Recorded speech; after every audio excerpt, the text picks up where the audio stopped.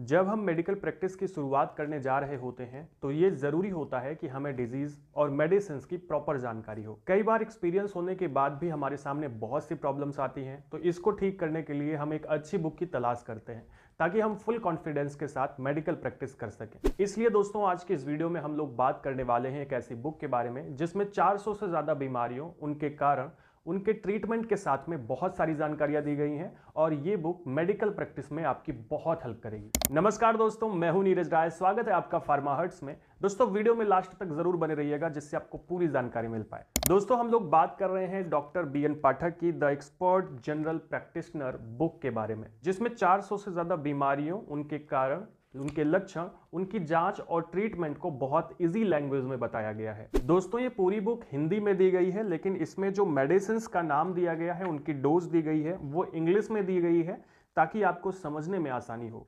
हर तरह की बीमारी इस बुक में कवर की गई है। नॉर्मल बीमारियां, बच्चों की बीमारियां, औरतों की बीमारियां, हर तरह का स्किन डिजीज, सेक्सुअल प्रॉब्लम्स और बुजुर्गों की बीमारियां।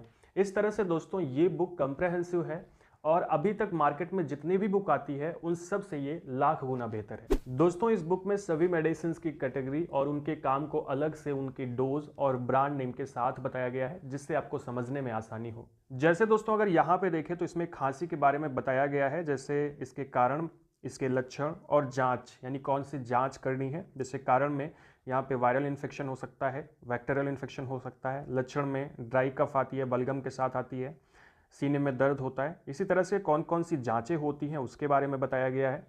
साथ में इसमें उपचार यानी ट्रीटमेंट के बारे में बताया गया। तो यहाँ पे जो ट्रीटमेंट के बारे में मेडिसिन दी गई, उसकी कैटेगरी दी गई है।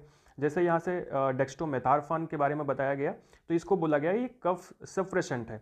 साथ में गुआफेंसिन एक प्रकार का एक्सपेक्टोरेंट है, यानी कौन सी मेडिसिन की कैटेगरी क्या है और साथ में ये कैसे काम करेगी, और इसकी डोज के बारे में भी बताया गया है। जैसे डेक्स्ट्रोमेथार्फन के बारे में बताया गया, एडल्ट की यहाँ पे डोज है 10 से 20 mg। ठीक है, तो यहाँ पे डोज को अलग से दिया गया है और यहाँ पे कुछ ब्रांड नेम भी दिए गए हैं। तो कहने का मतलब सब कुछ डिटेल में दिया गया है जिससे आपको समझने में आसानी हो और आप आसानी से मेडिकल प्रैक्टिस कर पाएं।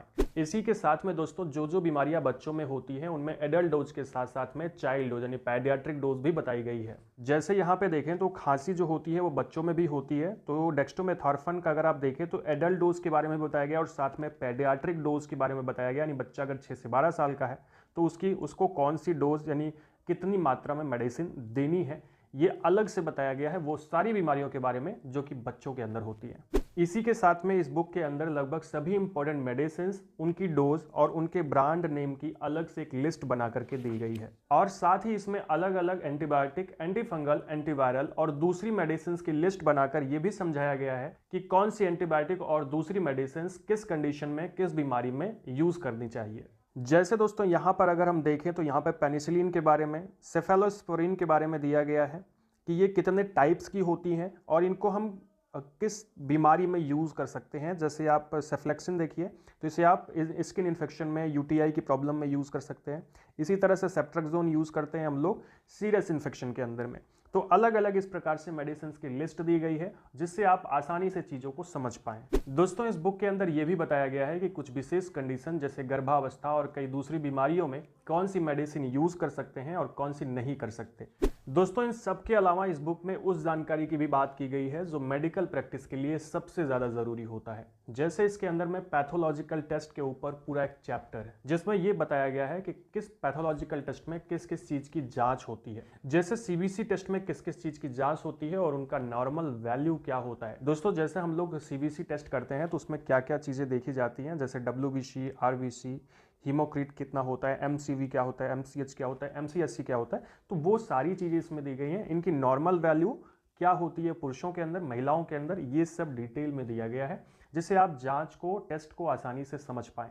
या फिर यूरिन का कौन कौन सा टेस्ट होता है और उससे कौन कौन सी बीमारी का पता चलता है, जैसे यूरिया या फिर क्रिएटिनिन का टेस्ट हो गया यूरिन के अंदर में, और उनके बढ़ने या घटने पे कौन सी समस्या हो सकती है, इन सब के बारे में भी जानकारी दी गई है। अब इस तरह से जांच का पता चलने पर प्रैक्टिशनर्स को ये क्लियर हो जाता है कि उन्हें किस चीज़ का इलाज करना है।